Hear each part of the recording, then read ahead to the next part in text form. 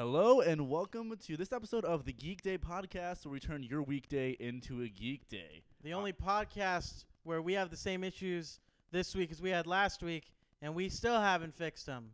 We tried. No, we didn't. We tried for about 3 minutes. Before the podcast started this Definitely, week. definitely we did. We tried for about 3 minutes, but now we're back. I like the joke that you made earlier before. But I told you that I was going to rip on you. You're going to rip me if I ever used it. Yep. I had to think of it on the fly. Yeah, I had to throw it up there. I was kind of hoping you were still going to go for it, but No. Okay. I don't get ripped on. I rip on others. Well, welcome back, guys. Welcome back. We know we have some problems with the audio, so bear with us as we're trying to fix it as we either live or afterwards. Hopefully it'll be fixed in post, but here's hoping. But Alex, hey buddy, how was your week, bud? How was your week full of nerd stuff? My week here's how my week of nerd stuff went. And I'm sorry if I'm looking down, as I'm checking on the stream on Facebook. But as far as how my week went, as far as nerd stuff, it didn't, because as I'm sure you know, not a whole lot happened this week. Absolutely nothing happened this week. Yeah. The most exciting thing that happened this week is we have yet another behind the scenes photo that Zack Snyder released of BVS, the cut that should have been, that people still give a shit about for some reason. Cut. Give me the Snyder cut, but, bro. It's but that happens all the time. All the fucking time. Zack Snyder's like, I'm gonna release this photo of what Justice League would have been for me, or what BVS should have been. And all the DC fanboys are like, look, this is what we could have had. And I'm like, nobody gives a shit. Nobody cared. I felt so bad. Real quick tangent. Yeah. When Batman v Superman came out, I did an event with some friends of mine at the time, and we had an early screening. I think we saw Batman v Superman like 3 or 4 days before it hit theaters. Oh wow, really? Yeah. Well, it was in conjunction with Alamo City Comic Con. Okay. At the time, and we saw it early, and a buddy of mine was watching the film with us, and his name's Brandon, and he cosplays as Superman. And he was so excited for this film, and we go in and we watch it. And it's an early screen. I'll be honest, I was excited, but as I was watching it, I remember being like, I like this. Like, I was like, kind of convincing yourself that. Because I'm like, I'm at an early screening for it. You know, it's you don't feel big rude. 2.5 hour epic and everything. Yeah. And things are happening, and I hear my buddy Brandon, who former Marine, one of the most manliest men I've ever met, and the Flash shows up on that scene, and I hear Brandon 4 people away from me. So I felt so bad because he was so excited, and he defended the hell out of the movie. I don't think it's as bad as people say it is. I don't think it's as good as he thinks it is. Yeah. But I do. Like the Greg Miller, where like there's literally, this movie's amazing. Well, like Greg Miller loves that movie. Yeah. Like I can't understand that. Well, we can't all. I mean, I'm sure the chemo might have brought him down a little Jesus. bit. As far as the brain cells. I was waiting to see how hardcore you were going to go with the cancer joke, but I'm glad you went very subtle with it. You went very But Robert, how was your week? Dude, what's been going on with you? Pretty good. I saw Detective Pikachu. How was it? Dude, I want to go into a little bit later because I'll give you my initial thoughts right now, and then when we talk about video game movies a little later on. Yeah. But just to start off, I absolutely loved it. Now, I'm not going to say that this movie was fantastic. I mean, like, as a movie, it's not the best. But as a Pokemon movie, dude, I was living. Really? Yeah, I went with me, Dakota, and Tyler, who was previously on the show. Yeah. And I was just having a ball, dude. I was like, oh, dude, it's Mr. Mime. Yo, it's Growlithe. Yo, it's Eevee. You see Eevee? Oh, Eevee just turned a Flareon. And they're like, I have no idea. Because neither of them are big Pokemon people. Yeah. I just didn't want to go by myself. And they're like, yeah, well, like, we will spare you from that sort of situation. So, yeah, they came with me. And I honestly really super enjoyed it. But we'll get a little bit more get into that with our first topic, right? We're starting with first topic? Yes. Yes. Our first topic is, let me kind of vamp for a second. Yeah, so I bring this up. Robert, a big video game came out pretty recently that we're going to talk a little bit more about during our video game section. But it was MK11, Mortal Kombat 11 came out. I don't want to get pulled off YouTube. But but that came out, and it's kind of reinvigorated the I guess the hype and the love of that franchise, if you will. And this was actually brought to my attention by my brother Willie. He was who's on the other side of our monitors here. He was telling me about it earlier this week. But there's a new Mortal Kombat movie that is set to start shooting later on this year. So I believe they start shooting in. I think they just went into pre-production. Really? Currently. I honestly didn't even know about it until I read like everything that you put on it, because I was like, do we have anything to talk about today? Yeah. Like, are we just gonna have to riff on something? And then you're like, no, there's a few things. Yeah, there's a few things. If there was other things going on, this probably would have gone like under the radar. Yeah, definitely. But yeah, no, and it's being produced by James Wan.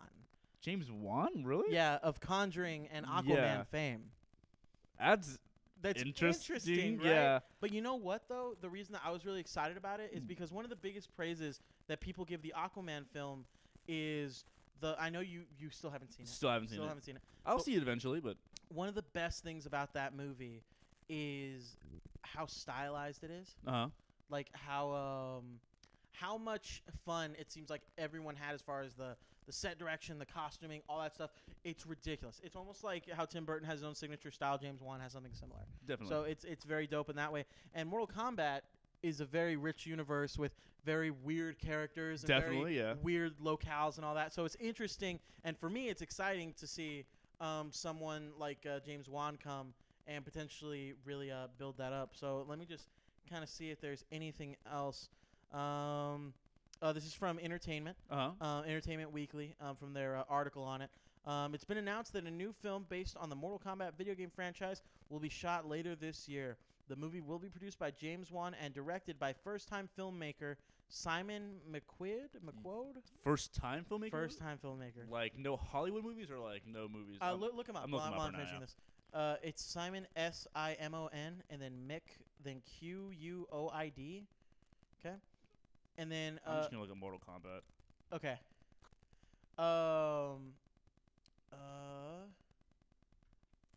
2020? I guess. I don't fucking know. 2019 Mortal Kombat. No, it's like that's 2015, 2010. No, damn, this movie got canceled several times. Just look him up. Yeah, I'll definitely Simon Mick. So MCQ. IOD. Right there. See? Only thing right there is Mortal Kombat. Okay. So anyway, it's gonna be filmed by him in Adelaide, Australia. The announcement was made by the Premier of South Australia, Stephen Marshall. Okay. So it says his previous commercial work has earned him a Grand Clio, DAAD pencil, and a Grandy Award, and is a native of Perth, Australia. So this guy has literally nothing to his name. Yeah. That's interesting. I mean, I'm sure he has things that he's done, but nothing is noteworthy to be on IMDb. Yeah. So this is what James Wan said about the movie coming up. I'm really happy and excited to be bringing another show back to Australia with Mortal Kombat, especially after having such a great experience filming Aquaman, said Wan in a statement. Now we get to experience South Australia with its scenic locations and wealth of artistic talent to work with. It will be perfectly suited for this fantasy action project. Mortal Kombat has inspired two previous films, 1995's Mortal Kombat and 1997's Mortal Kombat Annihilation, that we don't talk about. Pre-production Mortal Kombat will commence this month, and production is set to start later this year. So the other thing that I found really interesting is that there's a real big emphasis on this bringing a lot of Australian talent, and I thought that was really interesting because I don't hear about that a lot. Like, that's not something that a lot of directors talk about. You definitely hear, like, maybe, I mean, like, you have the Hemsworth brothers, and then you get Taika Waititi from New Zealand. Well, not just that. I mean, like, them taking a lot of pride that it's happening in Australia. Oh, okay. You know what I mean? I mean, besides when they talked about how Black Panther was having an almost entirely black cast, we really haven't had a lot of conversations about, like, oh, this movie's being made in Australia. So I really like that. Also, I wonder if it's cheaper to film in Australia. That's really interesting. Because I know that's why everyone films in Canada. I can definitely think of, like, I can see the aesthetic appeal to Australia for, I guess, Mortal Kombat. Because, I mean, like, just thinking of the older movies where just it's like dust, nothing. It's arid. There's literally, like, whatever. And then if you want something that's more city-like, you can go to, like, Perth, Sydney, like, bigger, like, the Gold Coast or whatever to get some, like, actual, like, good shots of, like, a sea, like, level or whatever. So, I mean, yeah, I can totally understand seeing that. Am I excited for this movie? Probably not. I'm not the biggest Mortal Kombat fan in the world. I'm not good at any fighting games, to be honest. I mean, I've been beat by multiple people. Like, 'cause all I do is just button mash, like, right there with the controllers. You've seen it. Yeah. You've definitely been like, damn, this guy needs to stop. Remember, so there was a time where me and you, well, I used to have these gatherings at my house where I'd have a bunch of dudes together. Definitely. And we'd Just like a bunch of guys being dudes. a bunch of guys being dudes. And we'd have just like all-nighters. We'd play like Injustice and Mortal Kombat and like Ultimate Alliance and shit. Yeah. And we just like marathon a bunch of games. Well, I remember one time I invited all y'all over, and I was like, "Oh, we're gonna," because I forgot what Mortal Kombat game had just come out at the time. I think it was Injustice. Was it? No, it was a Mortal Kombat game. I remember that because Brandon came over. Brandon Villarreal came over. Yeah. Do you remember this? Yeah. And he brought he brought his play pad. Yeah.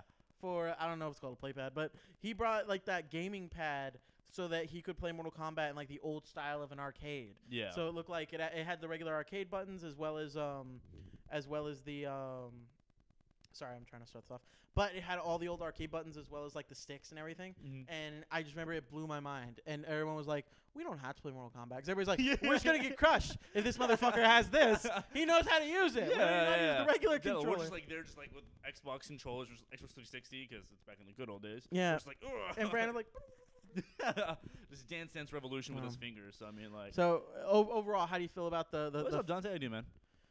Sup? How do you feel about the and Dante? I'll ask you too. You tell me. How do you feel about like a new Mortal Kombat movie coming? Are you a fan of the original? Have you seen the original? I've seen Annihilation, I believe. The I'm really sorry? bad one. I'm sorry? Yeah. First one's not great either. What's up? First one's not super great either. Yeah, I mean, like it's a guilty pleasure. Yeah, movie. exactly. Yeah, I mean, like these are very like they're not Tomb Raider where it's like super action gritty whatever. Like we're trying to take ourselves seriously. You can tell like kind of like the Street Fighter movie. Like you saw the costumes for like M Bison and stuff like that, where it's just kind of super goofy. But I'm excited. Will I watch it? Definitely. I'll probably be there opening night.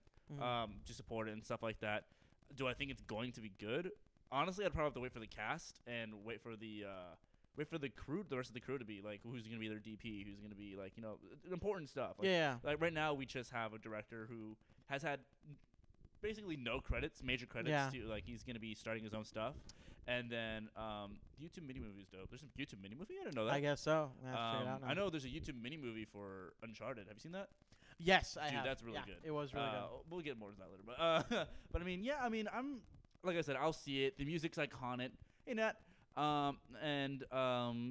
Definitely, I'll be there. What about you? What do you think? I mean, I'm excited for it. Honestly, I just think if there's my thing is at this point, I'm not really after a great video game movie, especially after watching Aquaman. And I'm sure Dante can attest to this. Aquaman is not a good movie. Definitely, it's not a great film. It's a bad movie. Yeah, but it's so damn fun. So I just want like, and if we can do that for video game movies, and video game movies stop trying to be good, like if they're just fun, that's all I care about. Like I don't want to see another Hitman movie that's trying way too hard and that's just bad. Or another Assassin's Creed movie. I don't want to see an Assassin's Creed. I don't want to see Max Payne. I don't want to see any of this bullshit where they try to take the source material so seriously. I just want like just have fun with it. That's all I care about. I just want to see something fun is my big thing. I know Willie is a big person in the like I guess the lore and everything. He's really immersed into it. He's already playing the shit out of MK11. But as a property itself, I just want it to be fun, and I just want a cool Scorpion and Sub-Zero fight. Definitely, yeah. I'm sure we're gonna get it. I mean, I think it's gonna be super nostalgia filled. There's gonna be nods to the original movies. I'm sure. I will not doubt it.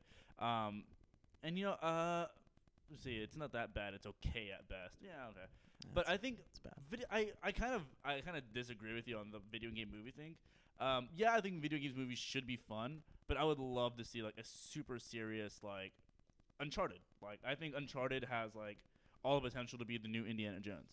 Like definitely. But Indiana Jones movies are fun. Yeah, like they're kind of serious, but like they don't take themselves. Have you played an Uncharted game?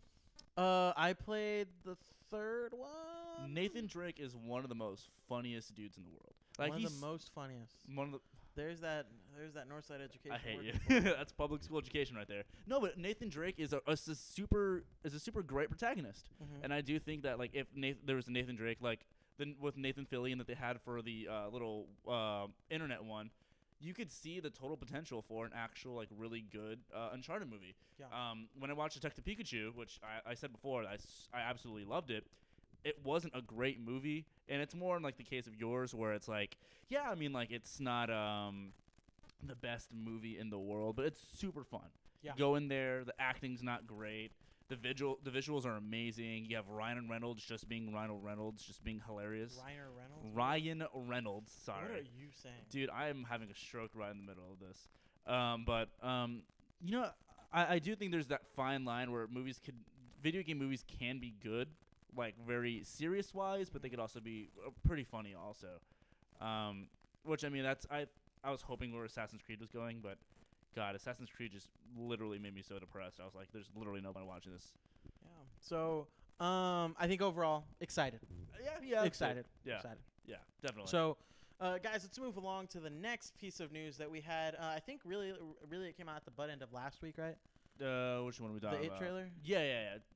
No, that came out like a week ago. Yeah, right? yeah. It's been a bit, but been a bit. just as us here on the show, we haven't really talked about it. We haven't touched on it.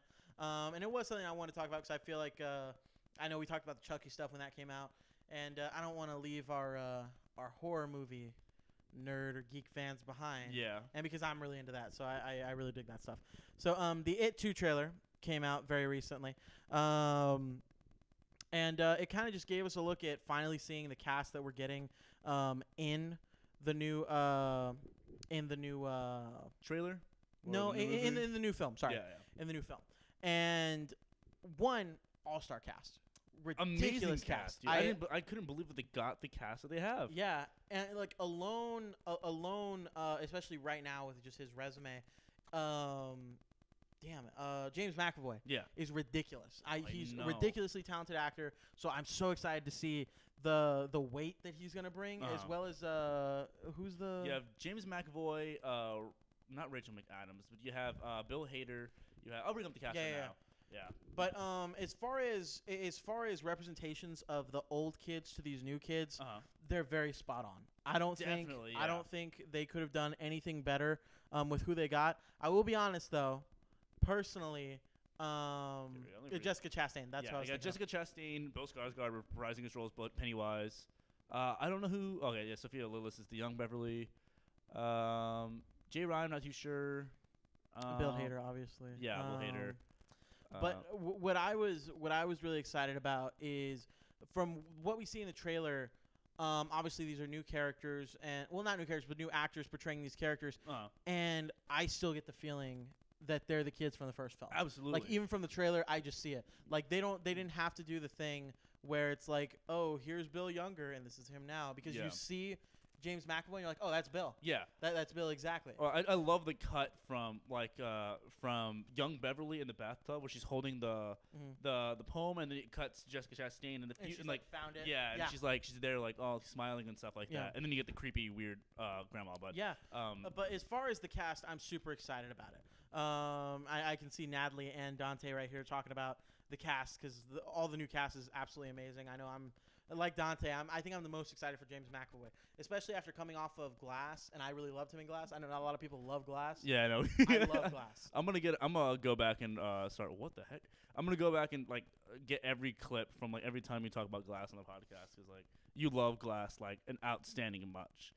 Some of them actually got their dream cast. In an interview, the kids got to ask who they want to play them. 2 of them are being played by the actors they wanted. Oh, that's dope. I didn't know that. That's really cool. Yeah. Can you tell us which 2 that they were? I'd love to know that. I'll be honest. If not James McAvoy, I was so all for Charlie Cox playing Bill. Oh, okay. Charlie Cox is Daredevil, right? Daredevil, yeah. I could totally see him playing that character. But anyway. Dante loves Glass. Anyways, thank you, Dante. Glass was so good. I saw it again with Herbie, and we both loved it. Everyone hates the ending. I love the ending. Did you see Glass? I did see Glass. We had this conversation before, like when I was pitching you the idea. You're of the right. Geekday You're podcast. right. You're right. The dinner that you brought this up at. Yeah. Okay. Yeah. But I love Glass, and I liked Glass. Sorry, I'll say that. I like Glass. Okay. I'll give it an 8, but I wouldn't give it like as high a praise as you give it. Now, besides the cast, which is amazing, what I really liked about the trailer is, and do we have the trailer ready to play in the back right now? Yeah, let me bring down the volume just in case so it doesn't blow out their eardrums. Yeah. There we go. So, there we go. All right. Is it pulled over to the? Yeah. screen. There we go. Perfect. So, I won't play it beat by beat. Can we kind of skip through it a bit? Yeah, definitely. Yeah. So what I really like about this whole first scene is that it's not just like most scary movies are like jump scare. Let's show you something weird. Let's show you something ridiculous, you know? And I like that was a still shot. Like all of this stuff is very steady camera. It's like you're seeing everything. And I love that. It's one of the reasons I love the original Halloween film. Is one of the best things that film does that I feel like not enough scary movies do is they build the tension correctly. Most scary movies are like, oh, we're in a hallway and I'm playing scary music so you know it's scary. Yeah. But this, like, it's just unsettling. The whole scene. Little things with the old lady, like, fanning herself. You see something wrong with her. Yeah. The way that she's, like, moving in the background. The way that, like, she kind of, like, ticks or, like, has, like, these weird moments where, like, she freezes. It builds up. And I know some people, I was reading reviews where some people were like, I don't like how long the beginning was. I didn't like the scene that they showed us. Really? I saw a lot of people not complaining, but a lot of people having a lot of criticism about that. But personally, I feel like that's the best thing they could have done because it shows you what the film is. Definitely. You know, not what the film is not. Because even the first film wasn't a whole lot of jump scares and ridiculous just antics. It was... They spent a lot of time on character development, making sure that you like the kids and stuff like that, because I think that's when you actually get scared, is like when you care about the character more often. Definitely. So, I mean, I know that was a big complaint about the first movie, but honestly, I hope that it continues with this movie, because, I mean, I love that it was a coming-of-age scary movie story. Oh, God, that scared the crap out of me when I watched it. But, yeah, and it's really weird that, like, how, I guess, like, this is, like, Pennywise's daughter? Origin or something? Yeah, like it's, like... I like the idea of it, and I won't go into too much detail, just because I don't know if it's potentially spoilers or whatever, but from what I was seeing here, and from some of the stuff I was reading, first off, from the original film, it looks like some of the things that they're kind of going for here are different from the original, I guess, TV series? Yeah. Or short series? Yeah. So they are definitely changing up the story, which I really like, because if you go verbatim what the story is in the book, it gets really fucking stupid. Yeah. So I like if they're going to kind of take it in a different direction. But all this stuff, these visuals, and again, none of this is particularly like really like in your face, like jump scares, like some trailers. It's just building this world. It's building this friendship back up. You're seeing it all come together, and it's just creepy more than anything. And that's exactly what I wanted from it. So, do you want more than Pennywise? Like, would you want Pennywise to be like? Because in the book, he transforms into a bunch of different things. He's an alien, blah, blah, blah, whatever, XYZ, whatever they say. But, like, he transforms. You want pulse back? Oh, yeah, sorry. Hey, there's chat, guys. There you are. Yeah, I mean, like, do you want to see more? Because, I mean, people that like the books. Dante's not a fan of Jessica Chastain. Really? Wow. People had a complaint that, like, hey, all he was Pennywise. Like, that's the main villain, blah, blah, blah. Like, I wish he transformed into this giant thing, blah, blah, blah. Well, like, he transformed into things yeah, in the he film. transformed into the painting. He transformed into all this. Into the leper kind of thing. Yeah. I like that stuff. I prefer that because one of the things that I think they kind of have to ride a line with is if he changes into too many things, or he can be seen as like Freddy Krueger. Definitely. And I think they're really trying to ride the line of making sure he's his own thing. So, I mean, that's kind of how I see it. But also, I just like the appeal and the aesthetic of Pennywise as the dancing clown. And Bill Skarsgård as Pennywise, holy crap, dude! Like, he's ridiculous. He's ridiculous. Like, I remember, like, the first time we saw the first trailer, or like the first 5 minutes of the first where he just rips off Georgie's arm. I was like, holy crap! Like, this guy is good. I love that in the first film. One, because that whole beginning part of the film is very much like the acting is great, the camera work is great, just everything about that, setting the scene and everything. And the crazy part is most films, like let's say like Woman in Black or The Nun, all those shitty horror films, they kind of what is I'm saying? I didn't see it. From what I have read and heard from the fans, this version is more based on the novel. Yeah. Okay. But some other films, they hide their antagonist. They show you bits and pieces of them, and then like at the end of the movie, the big climax is you finally see what the monster is, right? Definitely. What I loved about the beginning of it is that it shows you Pennywise full on, and you're still scared of shit. Because it's him that you're scared of, not necessarily the aesthetic. The presence, or like exactly. The absence of presence or whatever. And I also liked how at the beginning of the movie it shows you immediately what you're in for. Like it wasn't like, oh, Georgie just goes missing. It was this kid's begging for his life. Like I'm murdering this kid. And like they have the same what's it called The Nun was iconic. The Nun? The Nun was great. I hope that's sarcasm. You thought The Nun was great? I laughed so hard at The Nun. I'm guessing because she said iconic, so I'm guessing it's sarcasm. I hope so, Natalie. If not, you're not invited. But watch, our viewer count's just gonna go down. I know. Like, oh, there went Natalie. But she said that the Dreamcast was Jessica Chastain and Bill Hader. So, okay, so look at you, Dante, hate on Jessica Chastain, and the kids wanted her so bad. I know. You're Hey, rude. get off. But I mean, yeah, I mean, like it was in the original TV movie that he bites Georgie's arm, but they don't really show it. I think they just show him. I remember watching the clip. It's not nearly as graphic. Yeah, you know? and this one they literally rip his arm off, Yeah. and like you see him bleeding out and then being dragged in. So I mean, like Definitely. that really set the tone for like. I respect movies so much for like if they can set the tone for the movie in the first 5 minutes. You know, Infinity War did an amazing job at it. It Chapter 1 did an amazing job at it. So I mean, like if this movie comes in first 5 minutes and it's just like this is what the movie's gonna be like. This is what our main antagonist is gonna do. This is what he's capable of. I'm all for it because I have a very I guess Gen Z and whatever generation I am. I'm not a millennial. But whatever like little sporadic brain that I have that I need to be like into something within the first 5 minutes or I'm gone. Just like The Quiet Place. Yeah, exactly. Like Quiet Place sets the tone immediately.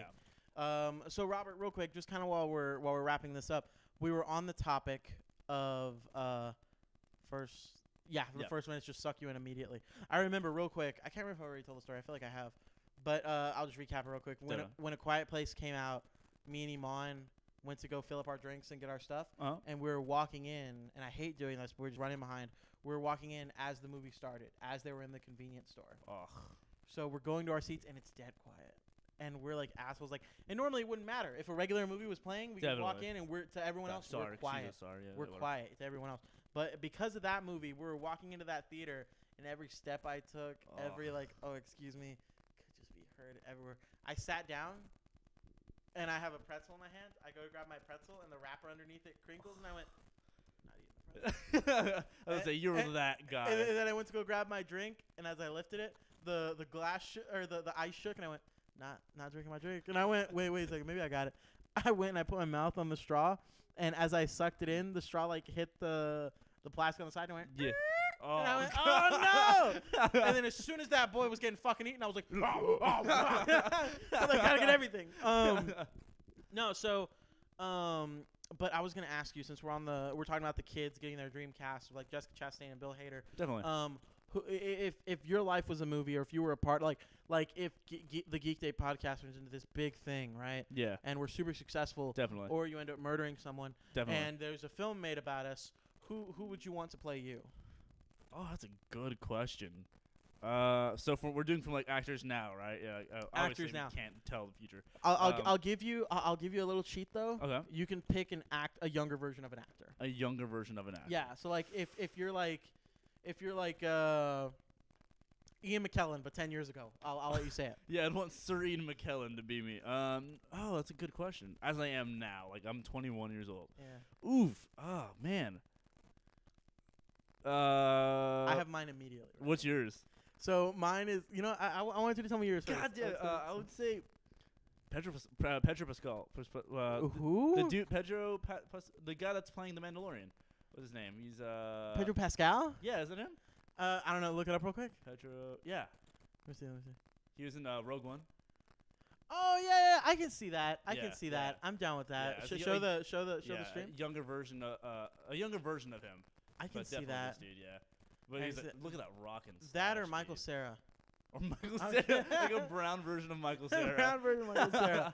What about you? Who'd you want? I was gonna say the other person that I think would play you really well, but it would never happen, is Gavin from Rooster Teeth. No. I would want to be played by Josh Gad. Josh Gad. Okay. Or a younger Jack Black. Or younger Jack Black. Yeah, I'm leaning a little more towards Josh Gad. I'd say Josh Gad probably be the better fit. Yeah, but like I would want Jack Black to play me. The entire movie. Step out! Yeah. Mainly just because I want to be able to tell people like, yo, Jack Black is Michael Cera. I love it.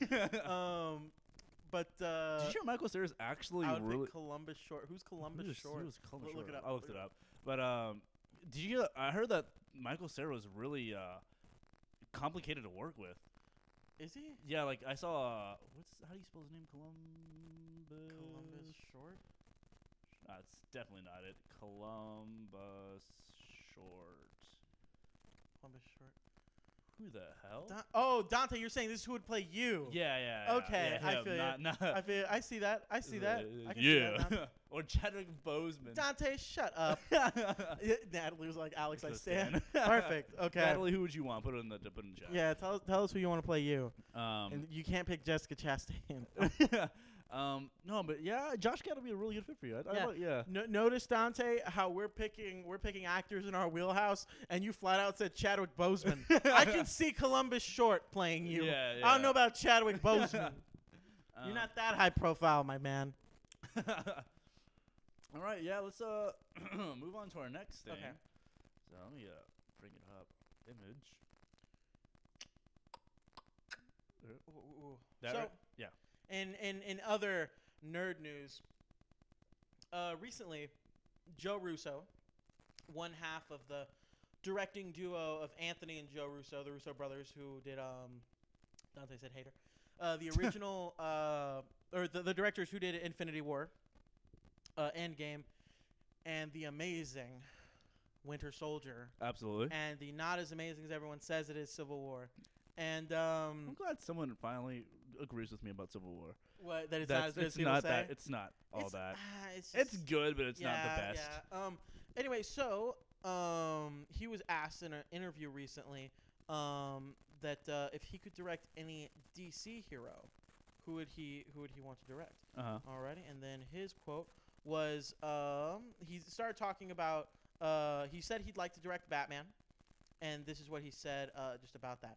As far as what I collected as a kid, I collected Batman, said Russo. That was one of the DC characters I collected, so it'd have to be Batman, which I don't really like the quote. I don't know the tone and cadence he uses, but the quote makes it sound like, I collected Batman, so let's do Batman. But the reason I wanted to bring it up, because honestly, I feel like this is one of those things where I feel like a lot of directors go like, I want to direct Batman. Like every director says like, I want to direct Batman. No, Batman does not still need a director because answering Dante in our chat, he asked if Batman still needs a director. No, Matt Reeves is directing the Batman film, and allegedly that's supposed to be a 3-picture thing. Like it's supposed to be a trilogy that he's working on. Kind of like how who's the dude who fucked up Star Wars recently? Johnson. Ryan Johnson. How he's getting his like Star Wars trilogy that he's doing. Matt Reeves is getting like a Batman trilogy, and apparently it's gonna have nothing to do with the DCEU as of right now. Which is again, some of that is actual facts, some of that is kind of just gathered speculation from some of the other facts that we have. But Joe and Anthony Russo also said that Endgame is likely the last Marvel film that they're gonna direct. But this doesn't mean that they're not open to working on other superhero films. And that's when Joe mentioned that if he could direct any other superhero film, any DC film, that's that sad, it would be. I think they're done. Yeah, I definitely think they're like, all right, I mean, their staying power was ridiculous because Joss Whedon did 2 of them and had to fucking bounce. Yeah. So it's really neat that it's awesome that they stayed for as long as they did, and then now that they're open to other projects, they're not like letting it hold them back or anything, you know. Can I give my honest opinion about this whole Batman thing? I stop. Like, yeah. I mean, like, it's kind of the same thing where I'm at where I was at the point with Spider-Man. Huge Spider-Man fan, but like at a point it was just like, dude, another one. Or it's like, I mean, you have what, Tim Burton, you have I don't even know who else. You have the Adam West Batman. Like all the Batman films, yeah, right? all the Batman films. So Adam West, Batman West TV show and the Batman movies. Yeah. You have Michael Keaton. Yeah. Batman and Batman Returns. Then you have Val Kilmer, Batman Forever. Then you have George Clooney, Batman and Robin. Yeah. Then you have Christian Bale, Batman. Ben Affleck, Batman. Technically, Will Arnett, Batman. That's true. And then we're gonna have this new Batman. So that's 5, 6, 7. That's 8 iterations. That's 8 iteration of Batman. And that's not including all the animated series. That's not including the TV shows he's popped up in, animated and live action. Just stop it right. Okay, one, if Ben Affleck doesn't want in, get him out. Like it's get like if well, he's already out for sure. Yeah, definitely. Yeah. I mean, like it's just like boom, get out, recast him, make find out some weird story, make one Batman film where either Dick Grayson comes in or nothing. No. no. I just think me and Willie have talked about this ad nauseum. DC does amazing with their animated films. Definitely. DC animated films are really great, and the reason for that is because they're not building up to anything like Marvel tries to do, and like DC was trying to do with trying to franchise. Yeah, exactly. They were just trying to catch up to Marvel, and I feel like what DC is really good at is just telling stories. Yeah. And when superheroes need to intermingle, they'll intermingle. If they don't have to, don't worry about it. If you want to tell a big epic story, just tell it. DC, if they would have cared enough about their properties, could have come out the gate with a Justice League film, and it would have been great. The point, where they kind of screwed up is that they were, kind of stumbling along that way. They tried to replicate the Marvel formula, and I think, and it doesn't lend itself to DC characters. No, well, I think you could, but I think the way that this is kind of what we want to talk about, like how do you fix the DCEU? Yeah, and what I believe is take your time, because I mean, like they're so worried about the catch-up game with Marvel. Marvel is kicking ass right now. And the one place that DC was kicking ass was television. They had one great they had the Arrow. The Arrow was something they first started off, and it was amazing. People loved it. Season 1. Season 2 is one of my favorite favorite seasons of television ever, when they bring in Deathstroke. But they had time to work on that because they weren't like really competitive. And then everyone was like, oh, like what does Marvel have? Just Agents of S.H.I.E.L.D. and like it wasn't doing that well. And then boom, they come out with Daredevil. Boom, they come out with the Punisher. And like Marvel's always had the time to just sit down, realize, okay, these are the properties that we want to do. Let's get the best people that we can do, and that we can get, and let's make like a great story. While DC is so focused on just like how can we replicate it? How can we do this? So Dante's saying DC was trying to be Marvel, which was their mistake. Snyder's idea was epic and was outside of the box, but the DCEU executives. Gas bags ruined it. Damn, Dante. Right. Dante always has insults that sound like he's a 40s mob boss. Like gas Snyder's bags. idea was epic and outside of the box, but DC executives gas bagged him, threw him out. I also knocked him out like a dirty rug on a cold night. Hate Zack Snyder. I think visually he's amazing, but I don't think he knows how to tell a story. Yeah, exactly. Yeah, Mm-hmm. he's cinematically he's amazing. 300 looks beautiful. What you need to get a director like Sam Raimi to tell Zack Snyder what to film, and then go, Zack, you make it look pretty, okay? Like that's what needs to happen. Like, yeah, I mean, like I think that's the benefit of having like the Russo brothers, where it's like one can be great at telling stories, one can be really. There should be nothing wrong with directorial collaboration at all, And I don't know. I want DC to be successful. Like I'm a huge Marvel fanboy, but it's just kind of at some point it's just sad. Yeah. It's just like, please, just like every time I go watch a new DC movie, I'm like, please be good. Yeah. God, just please be good. So you're saying the way to fix the DCU is just take their time. Take their time. Yeah. Take their time. I mean, like, we've been through 11 years of this superhero like genre slaughter, just like one after one. We have a lot more time. I think we do, and I think the big thing that Marvel does is they subvert expectations. When Captain America: Winter Soldier came out, everybody was like, "What the hell are they gonna do with a second Captain America film?" Yeah, and they went like, "Oh, that's what you're gonna do." Yeah, you really reinvented the superhero genre. In one film. I think the biggest reason that DC messes up is because they were too worried about being too big all at once. Because as much as some people don't like Man of Steel, I love it. I think Man of Steel is a great film. Never seen it. What? Never seen it. It's good. It's a slow burn. That's the best way I can describe it. I know some people say slow burn like it's boring, but no, it's just like it builds up a lot. I know they fight in IHOP at some point, but yeah, it's great. But Man of Steel is great, and that's because it was only focused on being itself. Batman v Superman went, oh, let's build the universe, and let's build the Justice League. Let's have Wonder Woman so she can be in the Justice League. But I feel like Marvel's good at cookie cutter. Hopefully they change going into Phase 4. I feel like Marvel changed up a little bit, which is why when they didn't change up for Doctor Strange, I gave them shit for it, which is why Doctor Strange sucks. But what I was going to say is DC characters can hold their own.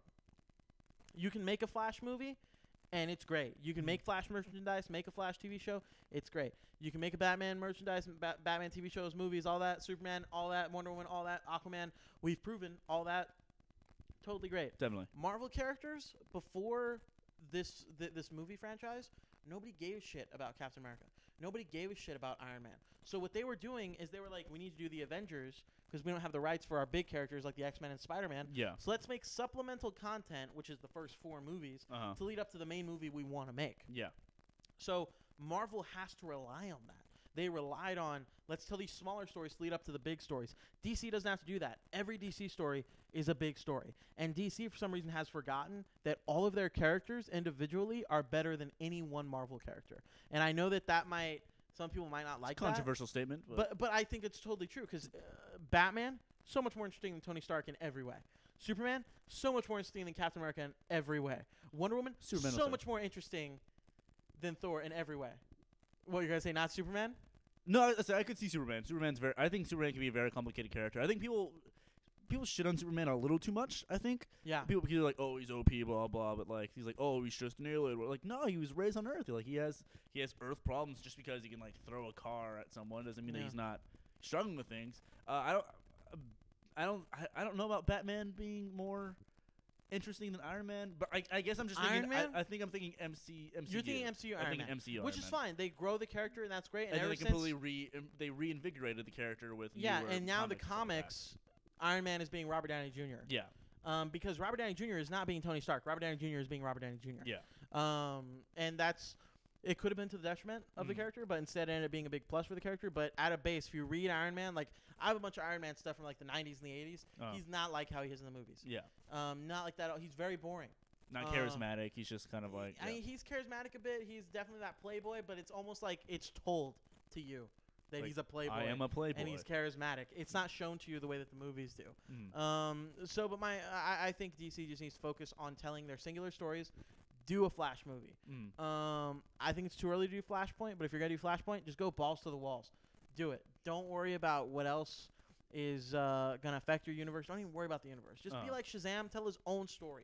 Be like Aquaman, tell their own story. Be like the first Wonder Woman, tell her own story. You know what I mean? Definitely. So I feel like the way to fix the DC EU is not worry about everything else. Dante says, that's what made the Man of Steel so good. I hate Superman, but Man of Steel gave Superman complexity and a better foundation. Definitely, yeah. I agree. Robert, that's why you need to watch Man of Steel. I definitely will watch it. Oh, I actually just started watching. Off tangent. No, go ahead. I just started watching.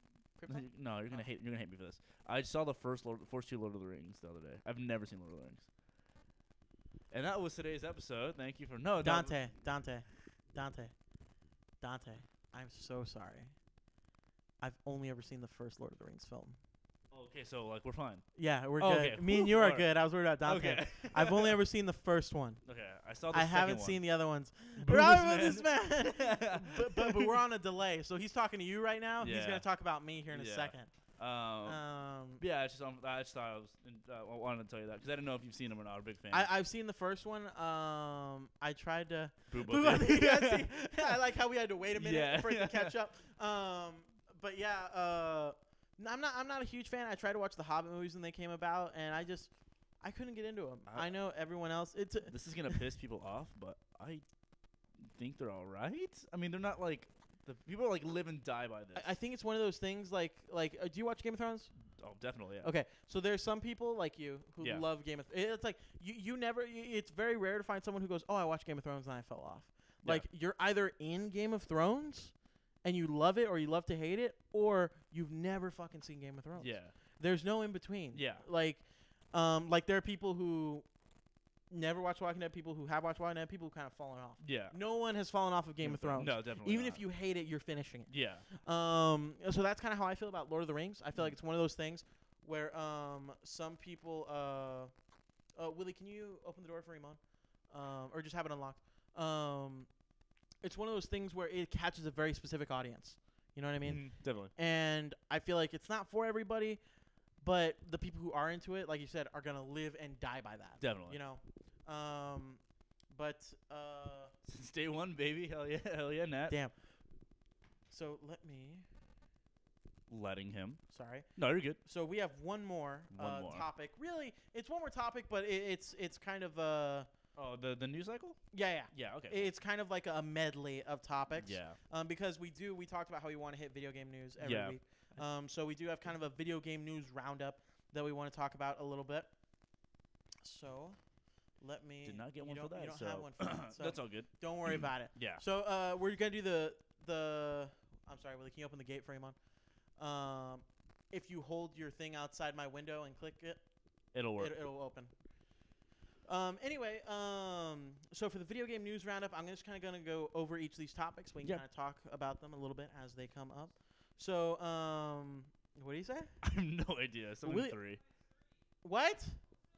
Ultimate Alliance 3. Oh, well, I guess we can start with that then, since you just threw it out. Yes. Ultimate Alliance 3 is coming out. Let me just talk real quick about the first 2 Ultimate Alliance games. I love the first Ultimate Alliance game. I was so excited for the second one. Played the second one. I hated it. Wasn't that good? Yeah. Tried to play. I remember I tried to play it with my friends one night because we all played the first one.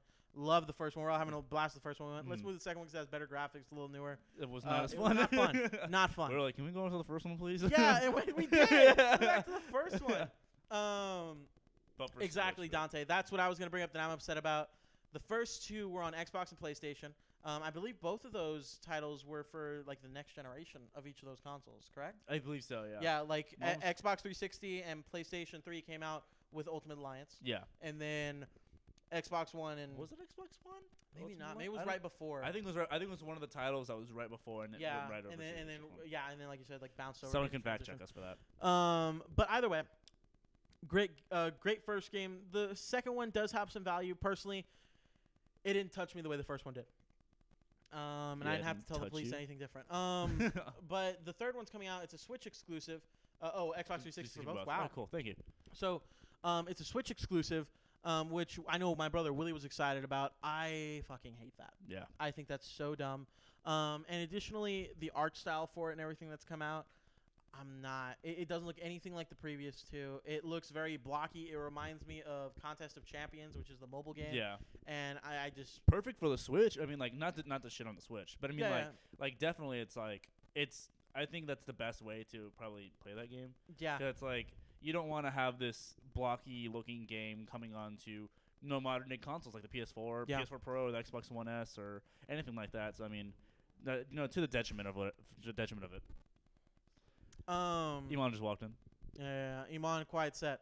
But yeah, I mean, I guess overall to kind of wrap up that one, I'm excited about it. I'm not thrilled about it being a Switch exclusive. Full disclosure, though, it's probably gonna be the title that's gonna make me buy a Switch. Yeah. So just because I'm not gonna pass it up, just because I've played the other 2, I'm gonna have to get it. Now we're gonna move on to Iman. Dante said, "What up?" Celebrity shot. Oh, okay. You can come talk to us. Come over here, bro. Yeah. No, you're good. Everything important's over here, so you're good. Yeah. Everyone, welcome Iman to the you Geekday can sit right podcast. What's up, my man? What's up, man? How you doing? How you doing, man? Pretty good. Good to be back. Hell yeah, brother. So, OG viewers might remember Iman from the Break Time podcast. You can find the link to all those podcasts on our YouTube channel. That's linked on our Facebook page if you go there. Thanks, man. But yeah, Iman, you want to just sit there and have fun while we're going over this? Yeah, man. Sure, man. Perfect. We got the No, eye candy you're here fine. finally. You're fine. Yeah, you're good. Yeah, you're we good, can't you're really good. hear you, so Yeah. we're good. If you have something to say, just tell me and I'll give you the mic. So, First black guy on the show. Dante. Dante, yeah. Dante. Yeah. So, Super Mario Maker 2 got announced, Yeah. and it got a release date. We're going to see a lot more information soon leading into E3. I guess they're going to start talking about it going into E3, so that's going to be one of the big things that's going to bring people to the Switch. Did you hear something that's coming up with that? Go ahead. So I was looking, I was like researching some stuff before the show. Uh-huh. They announced that there's gonna be an esports competition for Mario Maker 2, dude.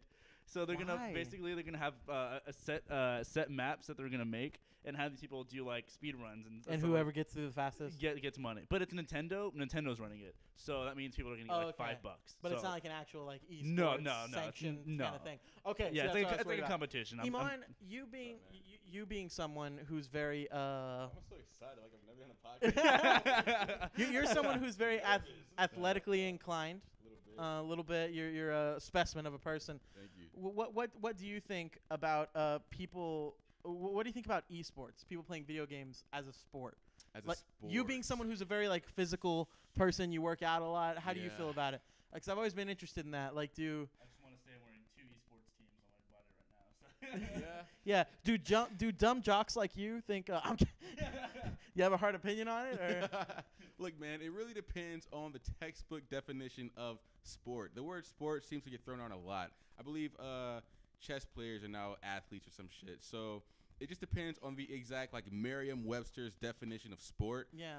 Because in my mind, sport is just competition. I don't see the physicality of it. I don't see it as a requirement. So if you want to compete in video games and call it a sport, fine. Fuck it. Some sports are just cooler than others. Real quick. What's up? Dante said GTA 6. What are you talking about? Oh, never mind. I thought he was comparing us to GTA 5 characters for a second. Oh, shit. Dude, and Easter he egg. said, "Give us lesser humans a chance of glory." Anyway, so but the point is, the point is Dante, that that competition equals sports to you, and in all my good? mind, yeah, in my Yeah. mind. I'll be fair. Anything else you gotta say about this story, Robert? No. Okay, perfect. Hey, So it's your mic, man. so essentially, Iman, to wrap that first one up, if it's competition, it's sport. And if Alright. we continue to let women's basketball be sports, might as well do the video games. I hate So, you so much. So this has to do with my man Angry Joe. You know my man Angry Joe, right? Hell yeah, yeah, absolutely. Man, Angry Joe. So Angry Joe, Mortal Kombat 11 came out recently, and I wanted to mention this because I thought it was really important. Angry Joe is, for me, one of the reviewers I trust the most. I'm weak. Is one of the reviewers I trust the most when it comes to video games Well, because he's very consumer level. He's very like, I'm for the consumer. I don't want you to waste your money on something that's not good. definitely, yeah. And I love that about him. But he rated MK11 and he gave it an 8 out of 10. So he said that it had the potential of being a 10 out of 10, but the microtransactions in the game and the mobile game style progression that it does, like almost like paywall kind of stuff, holds it back from being like that kind of game. Sucks, dude. And I watched his full review, and it sucks because like he said like that game has everything where it should be like one of the best games out there. Yeah. But the fact that the further monetization that they're trying to force into the game.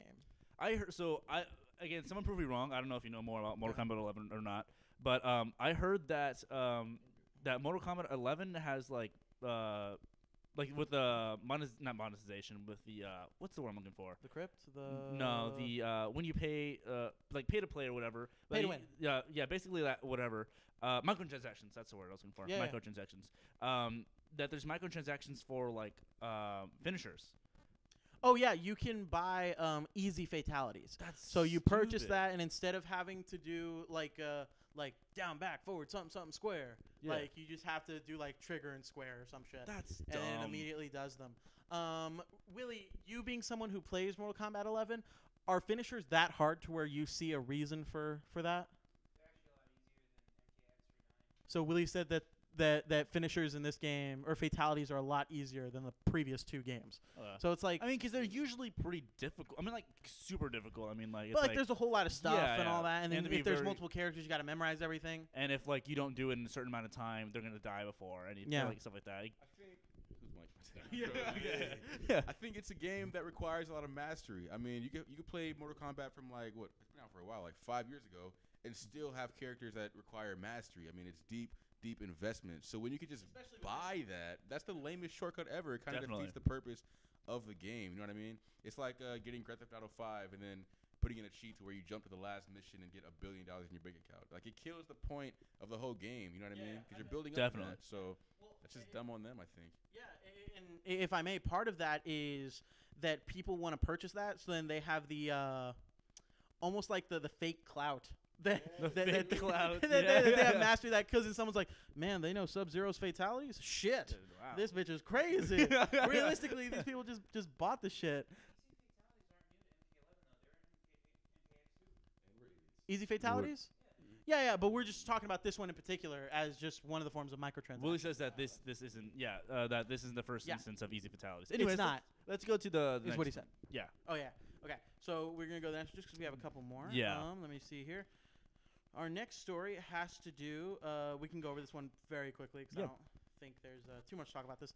But World of Warcraft World of Warcraft Classic is releasing at the end of this year, and that's going to allow players to go back in time to kind of like the OG War of Warcraft before everything was like really complicated and Yeah. had layers and layers of Mr. progression and all this shit. Pandaria and stuff like that. Yeah. Before the plague. What? Before the plague. So essentially, I just wanted to bring that up because it's really interesting to me how they're like retro games are coming back. Definitely, yeah. You know, you see like the new, well, not the new, but you see the PlayStation classics. You see the Nintendo, the tiny and the SNES classics like and all that. And Yeah. I love that. I mean, like that. WoW is back. I'm a huge esports follower and stuff like that. And the esport that I follow is the Overwatch League, and all the players are like, we're in a break right now. Like they have a 3-month break before the next stage. And they're like, yeah, we're getting beta keys for WoW Classic, and we're just gonna play that, our little brains out of that. Yeah. It's not the Leroy Jenkins. It's not the first instance that Blizzard is doing that. 'Cause, I mean, Blizzard's the one that's bringing all these back. Definitely. I believe that they're doing bringing back StarCraft Classic also. Yeah. And then they gave everyone free copies to other games and stuff like that, just to be like, hey, it's free to download right now. You can go ahead and download it, have fun. And I'm glad that the classic games are coming back. I mean, Definitely. What's up? So everything seems to be going towards retro, old school, paying homage to like what was. Yeah. I think this is the first time really in like media history that's ever happened. You know what I mean?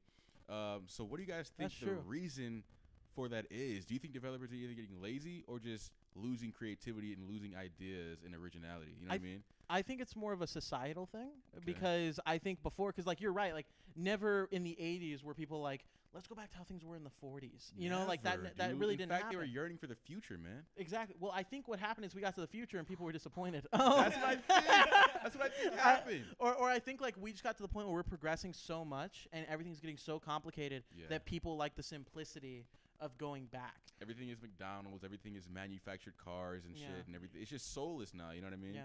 And I want to throw this question to both of you. I want to get Robert's answer first just because I think I already know your answer. Robert, so obviously we're talking about games going back to classics, right? Yeah. If you could pick an older school game, like obviously they brought back Spyro, they're kind of reimagining like stuff like Zelda and all that. If you could have one game that's like remastered, brought back for you, what would it be? And would you want a remaster? Would you just want it back on a new console? I feel like I already know what your answer is because I think it's my answer too. Okay. So one of the things that I regret in my young life is that I've never played like old Legend of Zelda games. Like so Ocarina of Time. Yeah, like, I would Majora's say like Mask. if they would do what they did like Resident Evil 2, how they like completely rehauled it. kind of like it's the same story, like sort of somewhat the same story, where they changed almost everything about it. Because it's harder to go back. Definitely, yeah. I mean, like I played. I have my friend Audrey. She comes out every once in a while and watches the show, and I've had her N64 for 6 months now.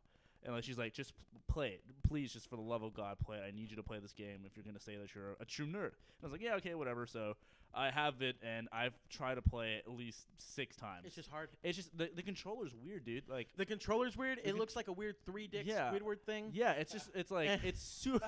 That's and the if anyone, best way to say that. Yeah, but not only that, anyone.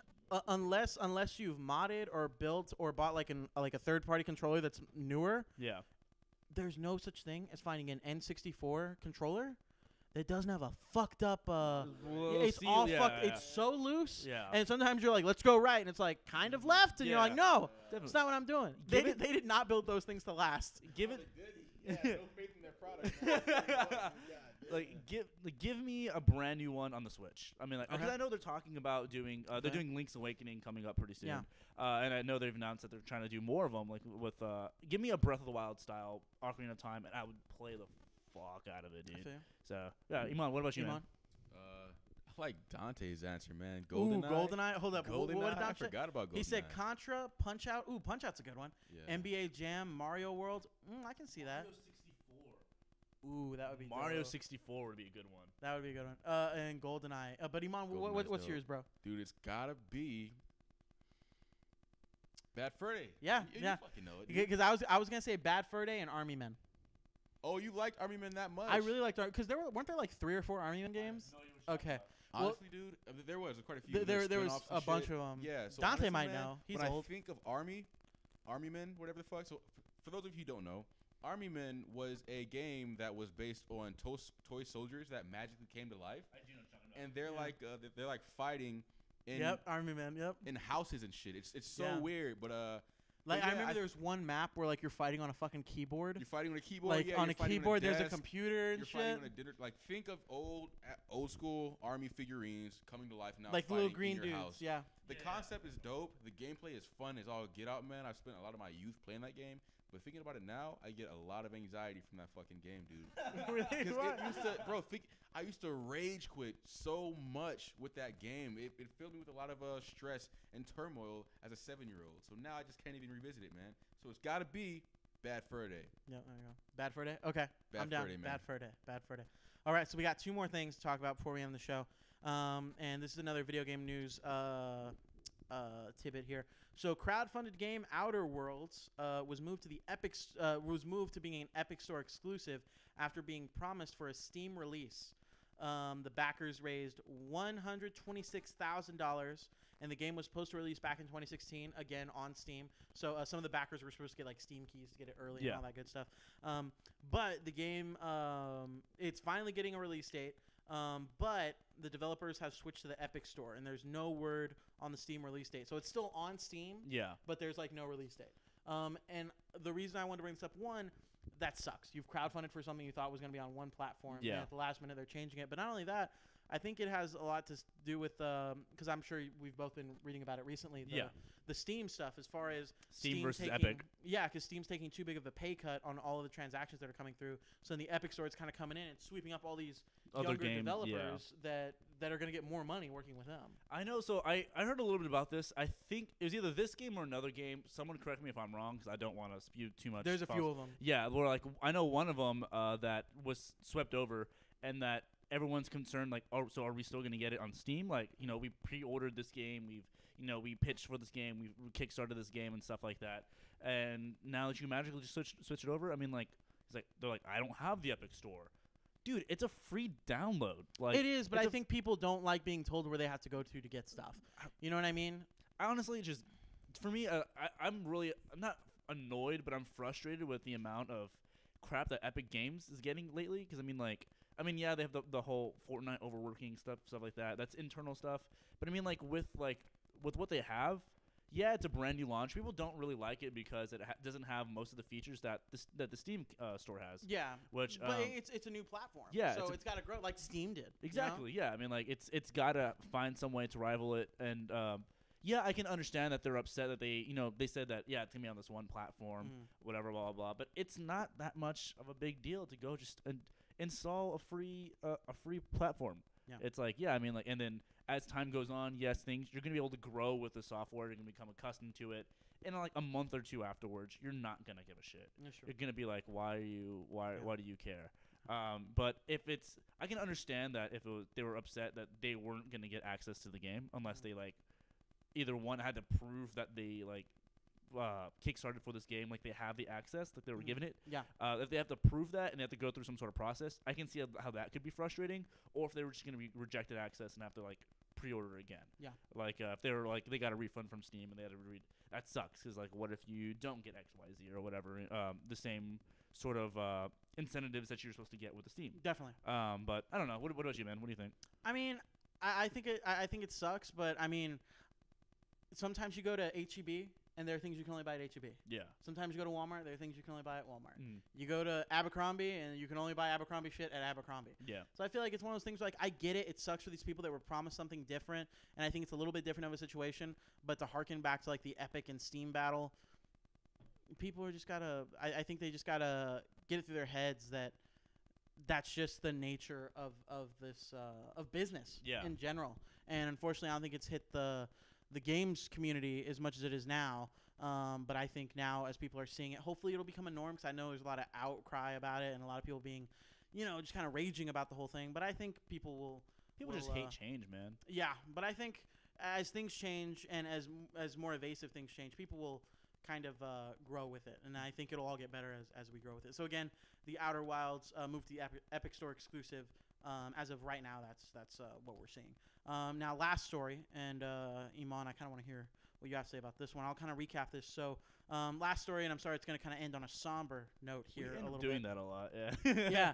So, Pro Jared is a video game YouTuber. He does like classic games, newer games and stuff. But he's one of the gamers that a lot of young folks who watch Let's Plays grew up with. Watching his stuff. He's been on the platform for years. Mm-hmm. And recently, he released a tweet talking about how him and his wife were getting divorced, which is, you don't really need to put that out there, but that's whatever, Yeah. His wife and him are getting divorced. And then he continued that tweet by saying, any allegations or anything you hear about me in the next coming days are not true. Think about it with an open mind. So he was already covering his ass. Yeah. His wife came out, let them know that he was very abusive, not necessarily physically, but I think emotionally. And, kind of almost like playing games with her. And then it also came out that he was cheating on his wife. Yeah. Now he was soliciting through Tumblr. Yeah. Yeah. Well, he was physically cheating with one person in particular. But for me, the biggest part of the story outside of his marriage and everything, and the reason I wanted to bring it up on the podcast, is he was using, like Robert said, his Tumblr page to solicit nudes from his younger audience. So kids that were between the ages of like 13 and 16, Yeah. he was getting pictures of. And he was sending pictures back to them. Did you read how it started? It was originally, he opened it as like a body positive page. Yeah. So like, and Onision, I don't know if you're familiar with Onision. No. He's a shit YouTuber. Uh-huh. He used to be real big around the time of like Shane Dawson, Ray William Johnson, and all that. So long ass time ago. Yeah. Yeah, Well, he's one of the YouTubers that never changed. Okay. He's someone like, if you go watch his videos, he's making skits like it's 2008. That's weird. Yeah. Yeah. They're dog shit. Oh god. Anyway, but he did something very similar where he was like, "Oh, this is a body positive thing. Write Onision on your body and then like send it in or something." But it was like a bunch of underage girls like sending half naked photos to him. God, that's So, disgusting, dude. Exactly. Yeah. But Pro Jared was doing the same thing, and the reason I wanted to bring it up on this nerd podcast is one, it's part of the gaming industry. But two, I think a lot of the times when there are people who use the nerd industry, whether it's comic books, movies, video games, and right now we're talking about someone in the video game industry, they're abusing that trust that they have and that community that they've built up and taking advantage of, in this case, kids that are allegedly underage in a lot of these cases. So, Robert, I was curious on what your thoughts on the subject were. So this reminds me a lot of something that happened last year during the Overwatch League, because that's what I follow, because I'm a nerd. But there was this professional player. These professional players aren't like just like kids or whatever. This guy was 19, 20 years old. His name was Dream Casper. Well, it's like his gamer name. Yeah. And so this guy was making like you can make a 50K minimum salary from this game, but he was making like 80K. He was soliciting nudes. He was soliciting all these sort of things with some of his fans. He offered to fly one down to California and ended up doing it. And when he asked to like do things with her, she was like, "No, I'm 16 years old." And he's like, "Come on, just do it, whatever."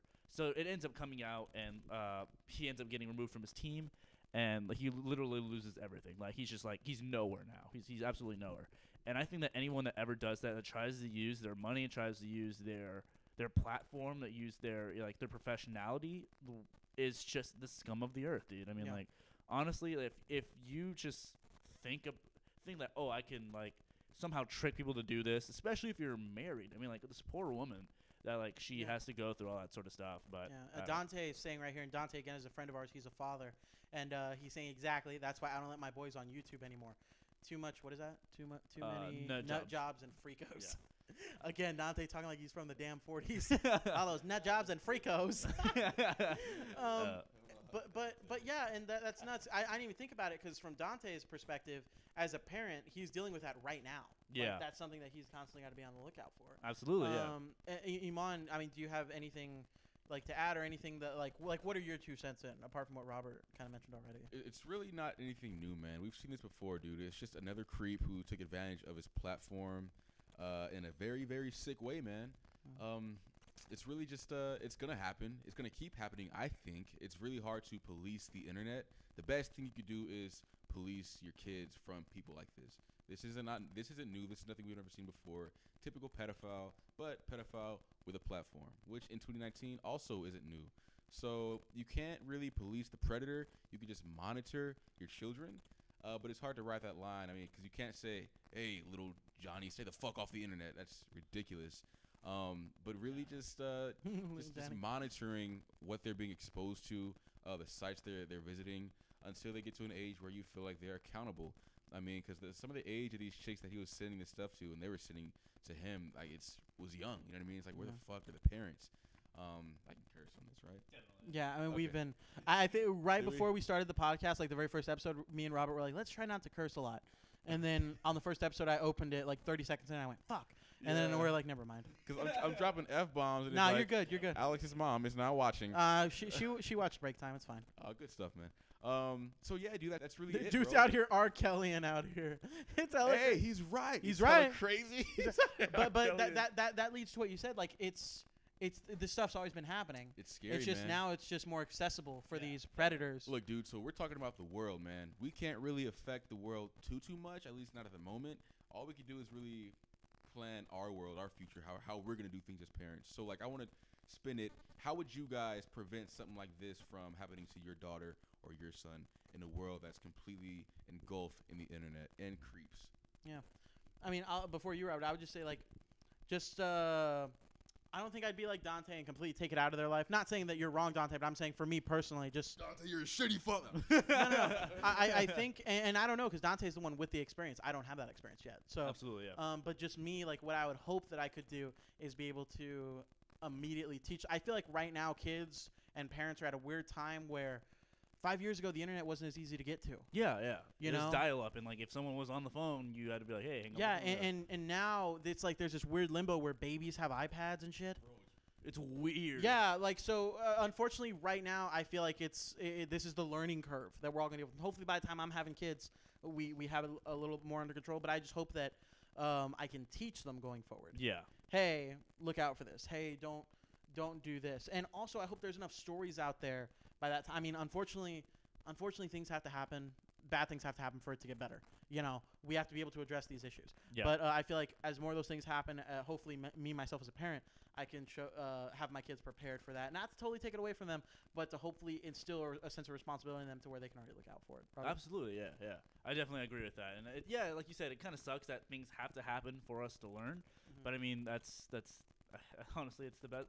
You won't learn from like just thinking about it. You have to learn from you have to feel the pain before. Yeah. Until they're responsible against the situation, truly keep them up. Yeah, definitely. Yeah, so Dante's Yeah. essentially saying Yeah. until his kids can handle their shit. Yeah, go ahead, man. Go ahead, man. Dude, it's like I said, Yeah, that's good.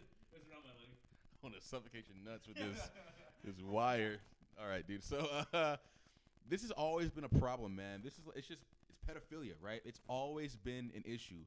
But so I was watching a documentary, man, Ted Bundy documentary last night, actually, perfect timing. And they were talking about how in the 70s when he was really popping off, Literally. No. How serial killing was such a new thing that people really didn't understand what it was or how to treat it or how to approach it. Flash forward 20 years later, 30 years later, 40 years later, now it's like if your kid's kidnapped, if your kid's abducted or something unfortunate like this were to happen to your kid, we don't really blame, and this is just me making an observation, we don't really blame the pedophile anymore because it's like, hey, that's just going to happen. The first question that comes up every time there's an article or some news story, it's always, what the fuck were the parents doing? So that's always going to be the case. And I feel like if that same mindset is going to shift to now how we approach things in the e-world. You know what I'm saying? Yeah. It's like, where the fuck were the parents? I think unless it's a situation where you're completely powerless and I'm going to name them, a situation like that exists. Unless it's a situation like that, then you really got to look at where the fucking parents were, to be honest, man. And that's my thing. So I'm going to be the helicopter dad or whatever the fuck. I mean, it sucks, but that's how it's got to be. I want to hunt down and torture those slime bags and become like Liam Neeson from Taken. Dante. But yeah, I guess just to wrap up our last story. Yeah, be vigilant even if you have younger siblings. Absolutely.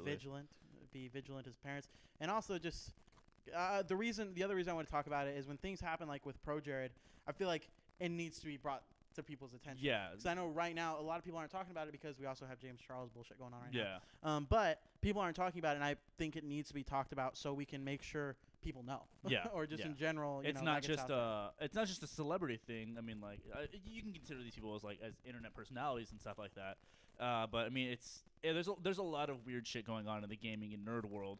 Like what happened with Screen Junkies and Exactly. you know, like Ignore. there's Eddie Signor, that scumbag. But there's a bunch of things that happening that in entertainment industry that people aren't really talking about, and things are finally coming to light. So I'm hoping that eventually that this stuff will end up happening. But to end on that, that really sad note. Thank you so much for coming by to the Geekday podcast today. Also, big thanks to Iman. Yeah, for dropping by, for man. being on. Iman is one of the hosts for the upcoming Social Men podcast. Social Men. They'll be coming very soon. So me and him are having a meeting about it tonight. Hell yeah, bro. But later, Dante. Thank you for coming out. Thanks so Robert, you want to wrap us up, buddy? Yeah, thanks so much for coming by to the Geekday podcast. You can find us live every Wednesday. Let's say Friday. Every Wednesday here on twitch.tv/the Geekday podcast, on Facebook on the Breaktime Productions page, and now on Apple Music and the podcast app. So if you look up the Geekday podcast on in the podcast app, you will definitely see us there. What's up? I was quoting a line. Oh, okay. You'll definitely see us there. Go ahead and give us a download. Give us a rating. Let us know how we're doing. If we have any problems, go ahead and mention us. And yes, Dante, we do want you on one of the shows. Definitely we'll have you on one of the shows.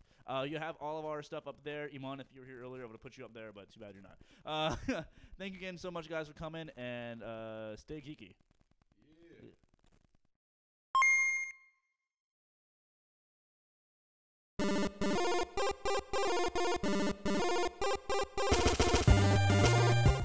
How the fuck did Captain America have his helmet on when past Captain America and future Captain America